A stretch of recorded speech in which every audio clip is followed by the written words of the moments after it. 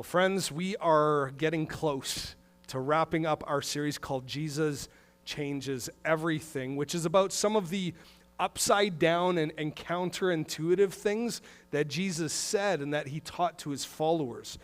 So far in this series, we've seen that if we want to grow and mature in our faith, we actually have to learn to trust Jesus like a child would. Right? We have to trust Jesus without reservation, holding nothing back from him, but going all in with him. We have also seen that if we want to be great in his kingdom, we can't just be focusing on ourselves. We actually need to learn to serve other people.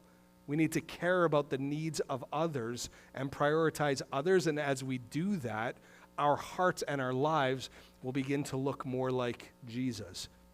We also saw last week that if we want to be strong in our faith, in our character, and in who we are in Christ, we have to embrace our weaknesses, recognizing that Jesus often works in the greatest ways through our areas of struggle in order to remind us that we need to rely on him, and so that ultimately he gets all of the glory.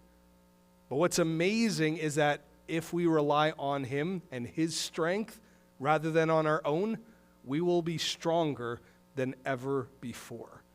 And so, friends, God's kingdom doesn't often make sense from our earthly perspective, but from an eternal perspective and from what God sees and what he is doing, it does. And that's why Jesus changes everything. Now, today we're going to look at what Jesus said about generosity. And I know some of you are going, great, another message on money? No. Okay? That's part of it, but no. Right? We're not just talking about generosity with money or possessions. We're talking about generosity in all ways.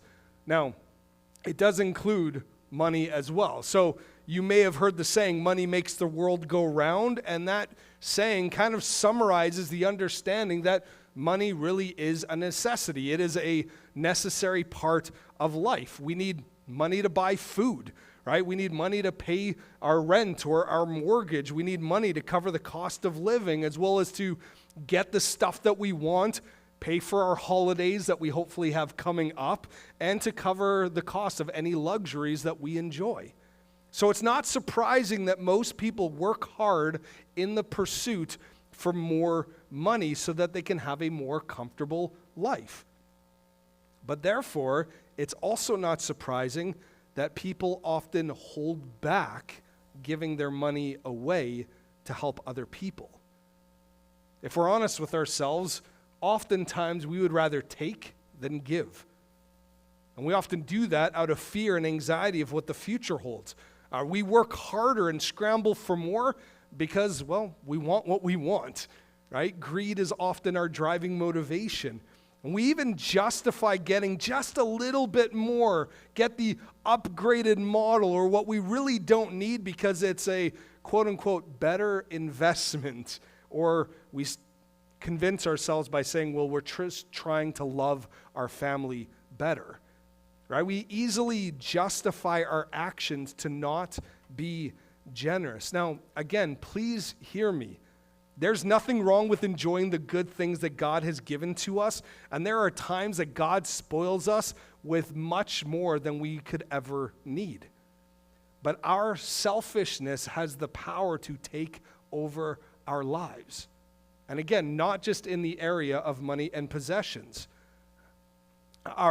Let's be honest, our bank accounts and our credit card statements are often very good indicators of what's going on, not just in our lives, but in our hearts, in the deepest parts of who we are.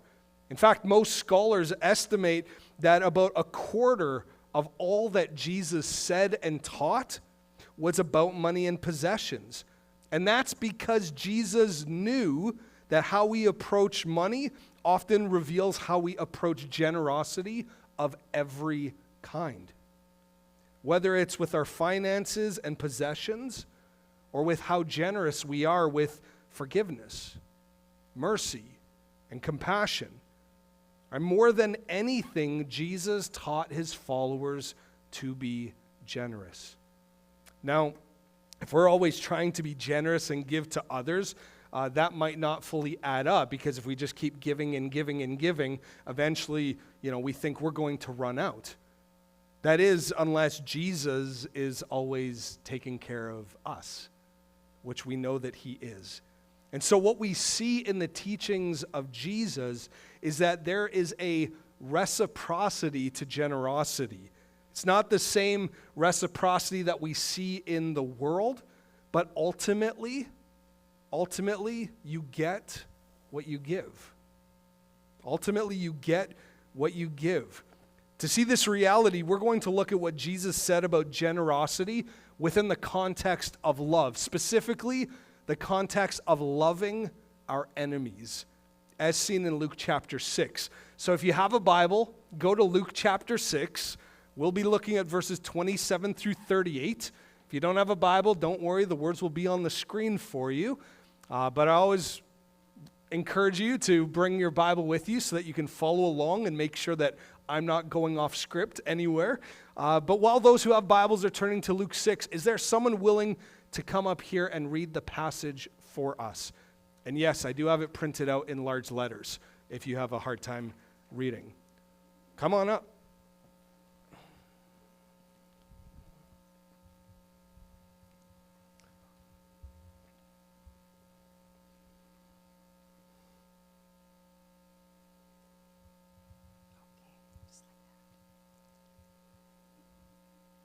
Luke 6, 27 to 38. But to you who are listening, I say, love your enemies.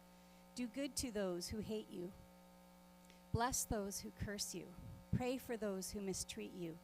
If someone slaps you on one cheek, turn to them the other also. If someone takes your coat, do not withhold your shirt from them. Give to everyone who asks you, and if anyone takes what belongs to you, do not demand it back. Do to others as you would have them do to you. If you love those who love you, what credit is that to you? Even sinners love those who love them. And if you do good to those who are good to you, what credit is that to you? Even sinners do that. And if you lend to those from whom you expect repayment, what credit is that to you? Even sinners lend to sinners, expecting to be repaid in full. But love your enemies, do good to them, and lend to them without expecting to get anything back. Then your reward will be great, and you will be children of the Most High, because he is kind to the ungrateful and wicked. Be merciful, just as your Father is merciful. Do not judge, and you will not be judged. Do not condemn, and you will not be condemned. Forgive, and you will be forgiven. Give, and it will be given to you. A good measure, pressed down, shaken together, and running over, will be poured into your lap. For with the measure you use, it will be measured to you. Thanks, Kelly, for reading the passage for us today. It's a little bit of a longer one, and we don't necessarily have time to go into all of the details, but we're going to do our best to cover what Jesus was saying here. Now, this passage sounds like it's a lot more about loving our enemies than about being generous. And friends, in a way it is. But it is amazing how connected love and generosity are to each other when giving to others is one of the most practical ways that we can love other people. In fact, this language of generosity and financial language is often used to talk about love in the scriptures. For example, in Romans chapter 13, the Apostle Paul wrote, "Let no debt remain outstanding." And that sounds like financial language. But then he went on to say, "Except the continuing debt to love one another. For whoever loves others has fulfilled the law." Friends, we love others. We love each other by giving.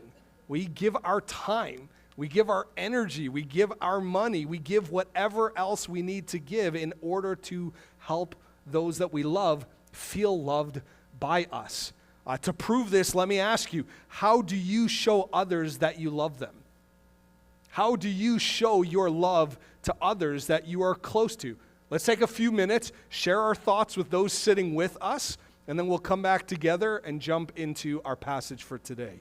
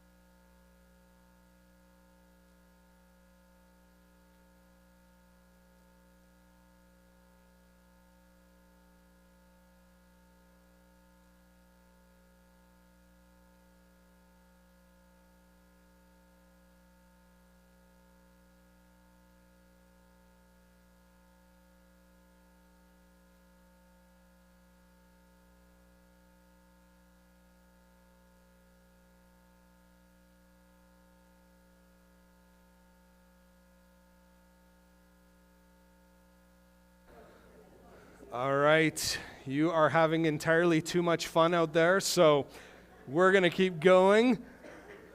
I'm just kidding, but friends, it's great that we have these kinds of conversations, and even what you just did right now of being a little bit open, a little bit vulnerable with each other, right? That was you loving one another, being generous by sharing some of your life, sharing some of your stories with each other and allowing each other a little bit deeper into your lives, right? I mean, love requires generosity. It requires us to give of ourselves for the good of others. And this connection between love and generosity is important to recognize because back in Luke chapter 6, Jesus was establishing love as the foundational ethic for his kingdom and his people. And he did so with an emphasis on generosity. Now, just before we get to our passage that we're looking at today, starting in verse 20, Jesus lists a number of beatitudes or blessings for those who are citizens of his kingdom, as well as a number of woes or words of warning for those who reject him and his kingdom. He said things like, "Blessed are the poor, the hungry, those who weep, who are hated, insulted, rejected, and excluded because of their faith in Christ. But woe to everyone who is rich, well-fed, who laugh, and everyone speaks well of them based on this world's values, but who are far from Jesus." And then in verse 27, Jesus says, "But to you who are listening, I say this," as he prepares to go deeper into teaching the values and the priorities of his kingdom. And then he said, "Love your enemies. Do good to those who hate you. Bless those who curse you. Pray for those who mistreat you. If someone slaps you on one cheek, turn to them the other also. If someone takes your coat, do not withhold your shirt from them. Give to everyone who asks you, and if anyone takes what belongs to you, do not demand it back. Do to others as you would have them do to you. Friends, what Jesus said here is absolutely radical. It was radical for them back then, as it is still radical for us today. When it comes to this kind of life, I mean, this is not easy, right? People often talk about wanting to get even with their enemies, get even with those who have wronged them. And it was no different back in Bible times. If someone was injured or felt wronged by another, they wanted justice. They wanted the other person to feel their pain. And in a lot of ways, that is actually just, right? That is what justice is. It's leveling it out. When someone hurts someone else, then there's a price to pay for that. But if we go back to the Old Testament law, we see this time and time again. For example, if two people were fighting, God commanded in Exodus 21, if there is serious injury, you are to take life for life, eye for eye, tooth for tooth, hand for hand, foot for foot, burn for burn, wound for wound, bruise for bruise. Seems a little steep, maybe a little harsh. Maybe this is just a one-off. Maybe they weren't supposed to actually live this out. Well, this is actually repeated when the Lord said that if someone attacks another person in Leviticus 24, anyone who injures their neighbor is to be injured in the same manner. Fracture for fracture, eye for eye, tooth for tooth. The one who has inflicted the injury must suffer the same injury. In fact, if a witness testified falsely in a court of law, trying to cause harm to another person, the Lord said, do to the false witness as that witness intended to do to the other party. Show no pity. Life for life, eye for eye, tooth for tooth, hand for hand, foot for foot. Now, this might seem harsh to us in some ways, but God established the law in this way in order to uphold justice as well as to stop the cycle of violence. You see, when someone is wronged, they want to know that justice is going to be done. And there is nothing more just than paying back what someone has done to someone else. Right? That just kind of is how it works, right? Our symbol of justice is often that scales, right? In order to balance the scales, what was done to one person needs to be done to the other person in order to balance it out. Unfortunately, most people don't want to leave justice in the hands of our judicial system or in God's hands. They want to get even themselves. They want revenge. When we feel wronged, we want to be the one who hurts those who hurt us. And we often want to hurt them more than they hurt us. But if that happens, the other person will often respond in an even bigger way than of what we did to them, trying to hurt us even more.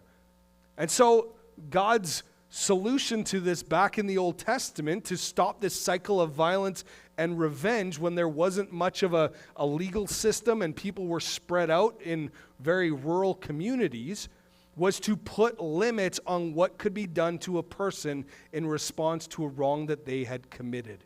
And at most it was to be an eye for an eye. It was reciprocal justice. And within the court system, that may be what's needed to keep people from reoffending and continuing to do wrong. But friends, individually, we often want to take matters into our own hands. Individually, we often want to be the ones who get revenge. And yet, Jesus calls us not to. Right? Jesus changes everything. Rather than getting mad and wanting to get even or get ahead, where the desire for revenge remains, Jesus commands a complete transformation where his people are to love, do good, and be generous even to those who treat you poorly. even to your enemies. Again, what did Jesus say? He commands us to love your enemies. Do good to those who hate you. Bless those who curse you. Pray for those who mistreat you. If someone slaps you across the face, let them hit the other cheek. If someone steals your coat, give them your sweatshirt as well. Give to whoever asks. Don't demand anything back. Do to others what you want them to do to you. Now, friends, we could spend weeks trying to look in depth at each and every one of these statements. But big picture, what Jesus is saying is don't give others what they deserve. Don't give others what you think they deserve. No longer should you seek justice for yourself or desire revenge. You shouldn't want an eye for an eye or a life for a life. You should live out God's ethic of love and generosity by doing good and giving to everyone, even to those who hate you, who hurt you, who treat you like an enemy. You are to do to others what you want them to do to you. Not what they do to you, but what you want them to do to you. Now, I'm not going to lie, that's huge. That's impossible. I mean, Jesus is asking so much from us, and we could maybe argue some of the minute details of what exactly Jesus is saying there, but he's pretty clear. He's pretty clear on what he wants us to do. I think the bigger questions that we should be asking ourselves is, why should we live this way? And how could we possibly live this way? And so that's what Jesus actually answers in the next section. But before we jump into that, I'm going to give you a chance to share your thoughts with each other. So go ahead. Why should we live this way? And how can we live this way? Talk for a few minutes, then we'll come back together and keep going with the message.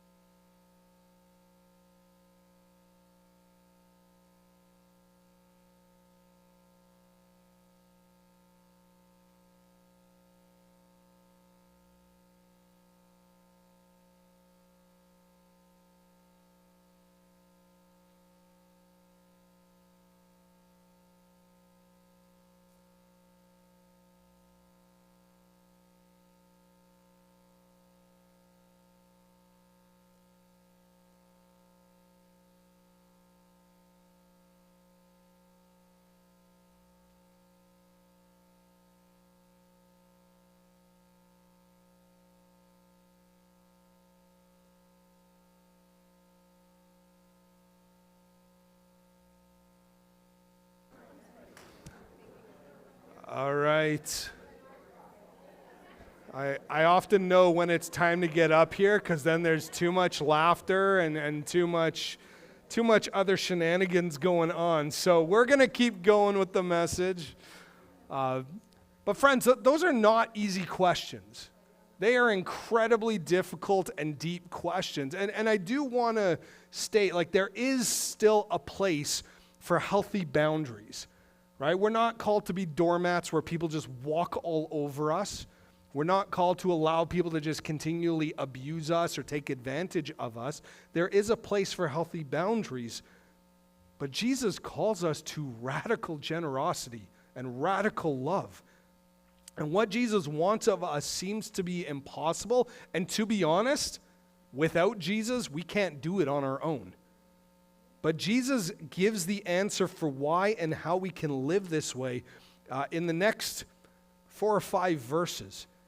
He said, if you love those who love you, what credit is that to you? Even sinners love those who love them. And if you do good to those who are good to you, what credit is that to you? Even sinners do that. And if you lend to those from whom you expect repayment, what credit is that to you? Even sinners lend to sinners, expecting to be repaid in full. But love your enemies, do good to them, and lend to them without expecting to get anything back. Then your reward will be great, and you will be children of the Most High, because He is kind to the ungrateful and wicked. Be merciful, just as your Father is merciful. It's a longer paragraph there, so let's break it down into kind of 2 sections here. First, Jesus asks a number of questions, answering them himself. Right? He asks, what credit do you deserve for loving those who love you? And in essence, he says, none. No credit. Right? What credit is owed you for doing good to those who are good to you? Again, none. What credit is it to you if you lend to those who pay you back? Once more, none. All 3 of these examples show us or reveal to us how things normally work, right? We love those who love us, and we're good to them. Why? Because they're good to us. Why wouldn't we lend to those who pay us back, often with interest or with some kind of a gift or an extra amount as a thank you to us, right? Where we'll end up with at least the amount that we started with, if not more. Why wouldn't we lend in that way? I mean, most people love and help and do good to others so that they get it back in return. The world preaches a so-called reciprocity of love that isn't really love, but it's this type of, well, I'll scratch your back if you scratch my back. But the moment that we feel like we're doing more for someone else than what they're doing for us is the moment that we often step back from the relationship or sever it altogether. Husbands and wives get separated and divorced. Children leave their parents and barely stay in touch. Business partners divide the company and go their separate ways.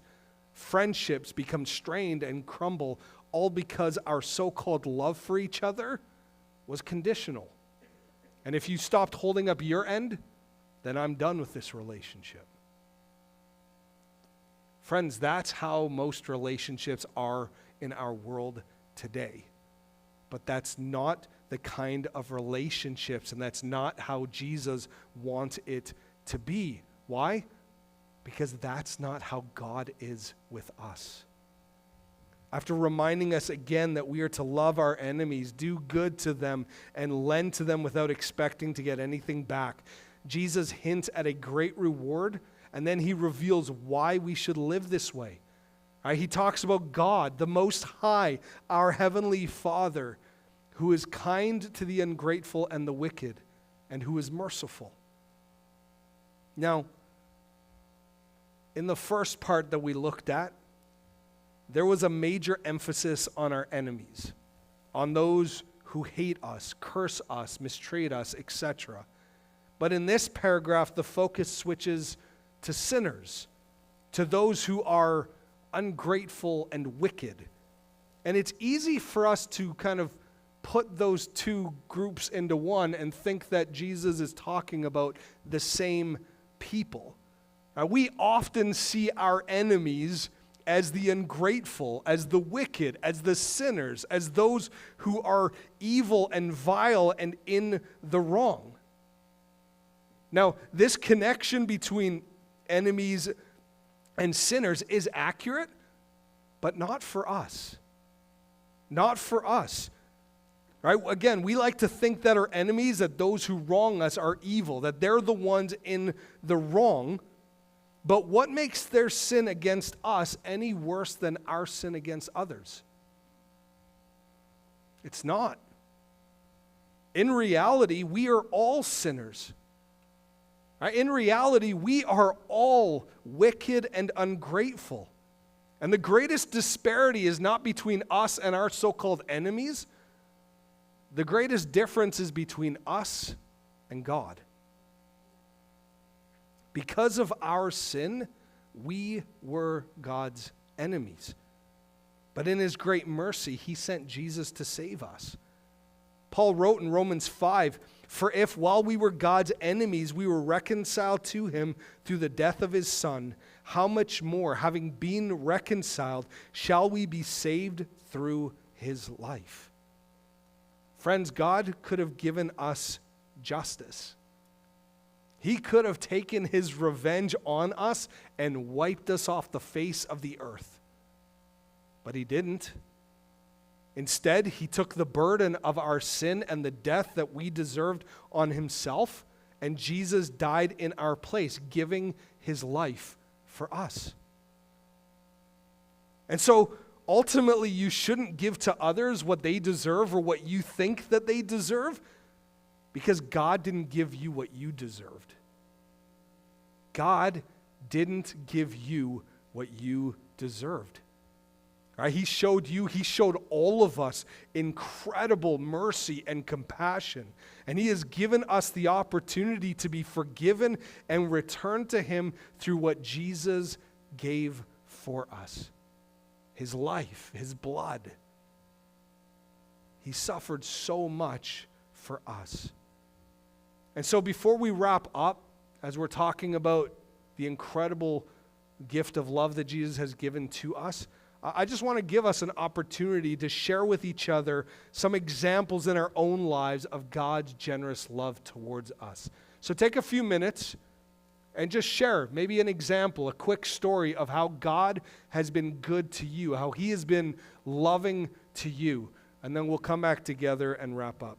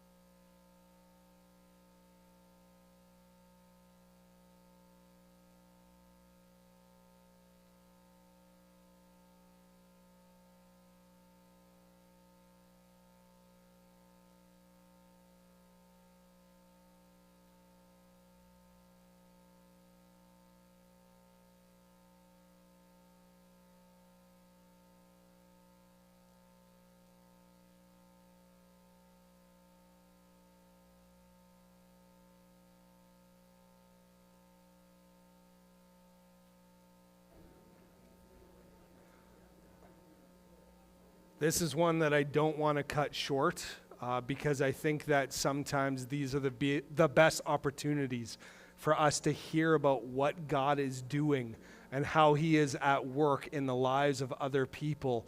And I don't know about you, but I so often get encouraged when I hear the stories of God's goodness in the lives of others, because it reminds me that he is good. That even if I'm going through a hard time in my own life, ultimately he is always there for me, and he's always there for you.